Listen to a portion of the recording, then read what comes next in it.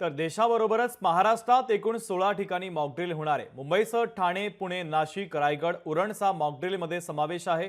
महाराष्ट्रामध्ये 3 कॅटेगरीमध्ये मॉकड्रिल घेतलं जाईल। तर ग्राफिक्सच्या माध्यमातून आपण पाहूयात अधिकचा तपशील।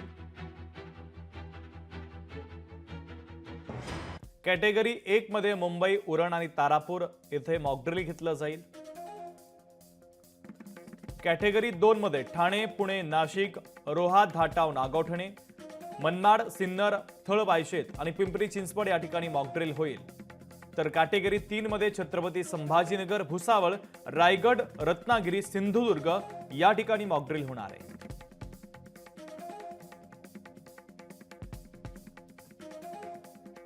ब्लॅकआउट देखील केलं जाणार आहे। नेमकं हे ब्लॅकआउट काय आहे त्याचा देखील तपशील आपण पाहूयात। रात्रीच्या वेळी हवाई हल्ला झाल्यास ब्लॅकआउटचा निर्णय घेतला जातो। रहिवासी परिसरातील संपूर्ण वीज बंद केली जाते। शत्रूच्या नजरेपासून लपता यावं म्हणून वीज बंद केली जाते। ड्रोन आणि मिसाईलचा वेग खूप अधिक असतो।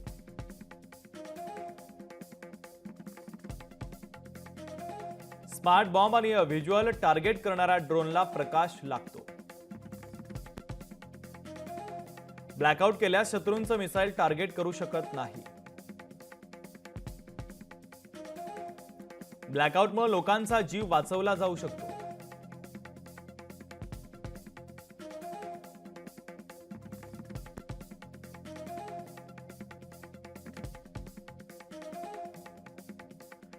दरम्यान दहशतवादाच्या विरोधातील या लढाईमध्ये कोण कोणासोबत आहे हे देखील आपण पाहूयात। पहिल्यांदा पाहूयात भारतासोबत कोण आहे। भारतासोबत आहे America, Italy, Russia, Israel, France, Japan, Britain, Australia हे सगळे बलाढ्य देश भारतासोबत आहे। तर पाकिस्तान सोबत आहेत चीन, मलेशिया, तुर्कस्तान, अझरबैजान हे देश। तर काही देशांनी तटस्थ भूमिका घेतलेली आहे। इराण, यूएई, सौदी अरेबिया आणि कतार या मुस्लिम देशांनी तटस्थ भूमिका घेतलेली आहे।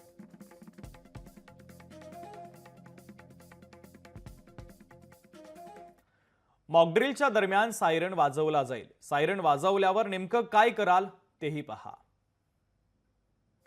तात्काळ सुरक्षित ठिकाणी आश्रय घ्यावा। 5 ते 10 मिनिटांमध्ये सुरक्षित ठिकाणी पोहोचा। सायरन वाजल्यानंतर घाबरून जाऊ नका। फक्त मोकळ्या जागेपासून लांब राहा।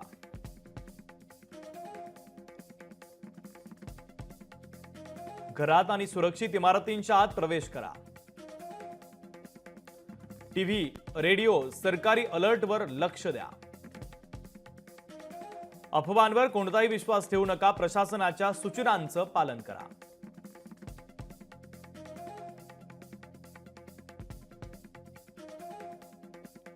तर सायरन कुठे कुठे वाजणार आहे तेही आपण पाहूयात। सरकारी भवन, प्रशासकीय भवन, पोलीस मुख्यालय, फायर स्टेशन्स, सैन्याची ठिकाणं, शहरातील मोठे बाजार, गर्दीच्या जागा या ठिकाणी सायरन वाजवला जाईल।